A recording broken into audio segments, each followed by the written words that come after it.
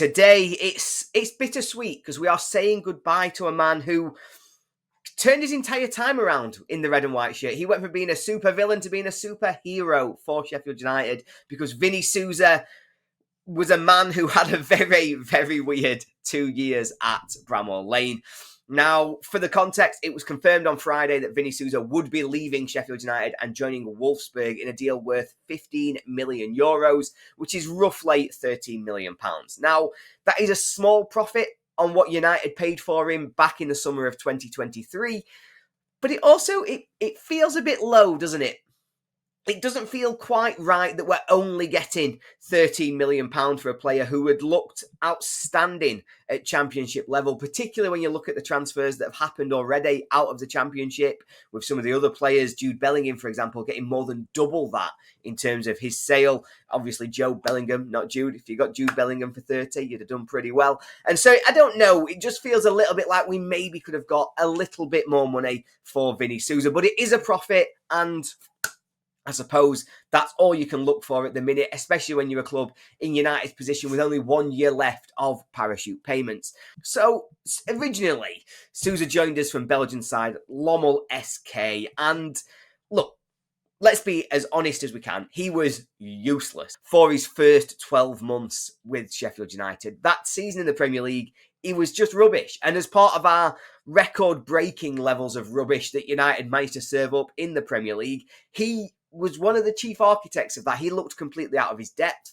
but he also, more offensively to me, looked like a man who'd thrown the towel in. He looked like somebody who didn't care about Sheffield United, and I'm sure that if you go back 12 months and you look at videos from last year's pre-season or the end of the Premier League season, there'll be plenty of videos of me begging for Souza to get out of the club, begging for us to get whatever money that we can for him, and offering to drive him to whatever club wants him myself, because I was so fed up with his attitude, with the way that he'd played, and the way that he had just refused to properly represent Sheffield United. And yeah, like I say, if it had taken place 12 months ago, if 12 months ago we'd got €15 million, I would have been sat here going, great deal. Thank God we've got that. Let's all move on and pretend it never happened. But yeah, what a difference 12 months can make in the game of football, because it is a very, very different Vinnie Souza and a very different relationship that we have with him when he departs this year. Because from the moment pre-season began in 2024, it felt like we got a different Vinnie Souza at the club. It was almost as if we'd cloned him, got rid of the original one, and brought in this new specimen of a man who was committed, who was ready, and who wanted to play for Sheffield United. Throughout pre-season last year, he played for us in games where, to be honest, you probably could have forgiven him for thinking, I'll just jog around a little bit. But no, he gave his all from the start of pre-season. Whatever Chris Wilder had said to him over the summer, maybe he'd told him, you're not as good as you think you are, you've got to put the effort in. Maybe he'd just got him on side, put an arm around him, and made him believe in Sheffield United. I don't know what it was, but he was a different man from the minute he arrived back from last season's summer holiday into this year's pre-season. And he immediately earned our trust. He became important. He became valued as part of the team. As soon as the game kicked off against Preston, he wasn't just valued and trusted. He was just very clearly miles above the level that players need to be at to play in the Championship. He was a class above all of the opposition every single time. For the first 3 months of the season, at the very least, he just physically dominated every opposition player that he came up against. If they were running down the wing, you'd see him sprint from the centre, winning massive tackles out on the wing and giving the big uns to the fans. You'd see him just barging people off the ball and knocking them to the ground in the centre of midfield. He could do just about anything that you would want a central midfielder to do at Championship level, other than admittedly scoring goals. And even then, he had got a monster of a shot on him, it turned out, when we were playing in the Championship. Must have been 4 or 5 times over the last 12 months that we've seen him line one up from 30 yards, look at the top corner and think, yeah, I'm having a go at this. And he's been denied by 2 or 3 unbelievable saves to stop him getting what would almost certainly have been our goals of the season with the way that he's been able to try and line up those efforts. It's a shame none of them ever did go in. And that is the one flaw in his game. During all of his time with United, he just hasn't scored enough goals. His coverage for our back line and his positional awareness has been outstanding. He covered so that 𝗍𝗫 could get forward and really look like a huge talent. He could do that knowing that Souza would slot in and cover right back behind him. Harrison Burrows has been able to flourish and grow in the Championship, knowing that Vinnie Souza had his back if he was getting forward or if there were mistakes being made in there. He is a key reason why so many of our players have looked outstanding. His partnership for 𝗍𝗫 has allowed 𝗏 to really develop and come on. Over the last 12 months, the development we've seen in both 𝗤𝗿𝗲𝗲 and 𝗏 when they've played alongside Souza is a testament to how much of a leader he became for this squad, for those players, and that he could bring them on in their game. And so he leaves us now 12 months on from being a disaster, 12 months on from being one of the biggest flops and one of the players in a red and white shirt that I have most disliked. He now leaves us somebody who I respect and who I think, yeah, okay, he's going to leave us a better team because of the work he's done bringing through some of these youth players and the work he's done partnering the rest of the squad. And so that is a huge turnaround.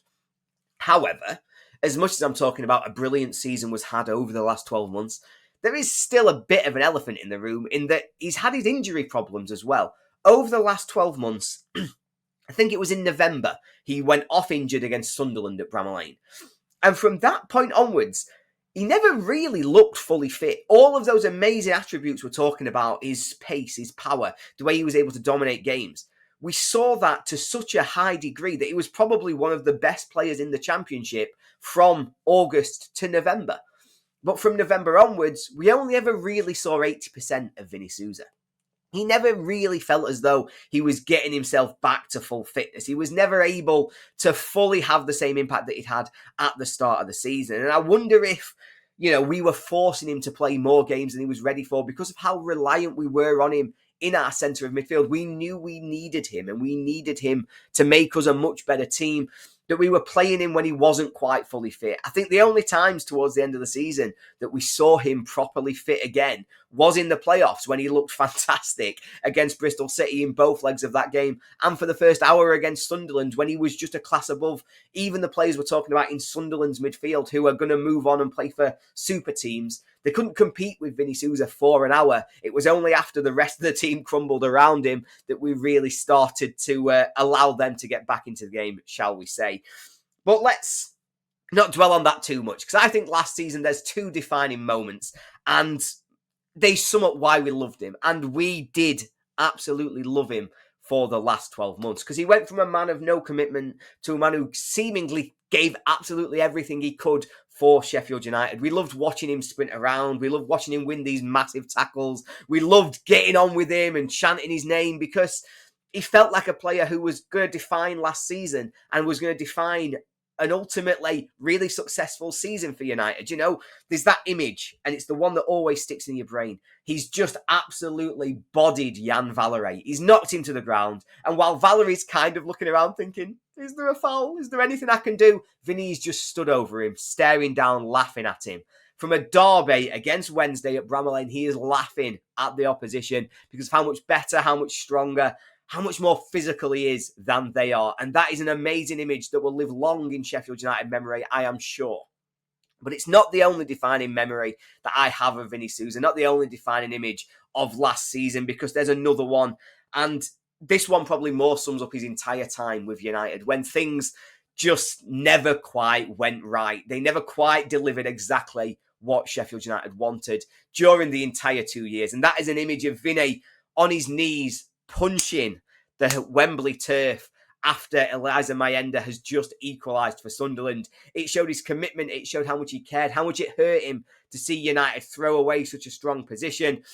But it also showed that once again, and throughout his entire time at United, we didn't quite achieve the targets we had, and we never quite got over the line in the way that we wanted success with him as part of our central midfield. And so that's his time. That's the 2 years. That's how it's been while we've had him. And it's goodbye, Vinnie Souza. He leaves with the best wishes of all United fans. He leaves with us saying thank you for overcoming the disaster you had for the first 12 months. And thank you for the work you did over the last 12 months to give us a United team we were proud of and who came this close to finally breaking the Wembley and the playoff curse. But we move on, and United have to move on now. We have to bring in more players. We have to replace him, both his physicality and his role in the squad. We need somebody to come in to be able to play that position. And I, for one, look forward to seeing who it is and whether it's someone who, unlike Souza, will be part of a successful United team who can drive us onto that next level, maybe driving us into being a team that can play and compete in the Premier League. So I hope that everybody is having an amazing summer. Pre-season is now in full flow. The lads have just headed off on their pre-season tour, and it is not long at all before we will all be back together at beautiful downtown Bramall Lane. Up the Blades.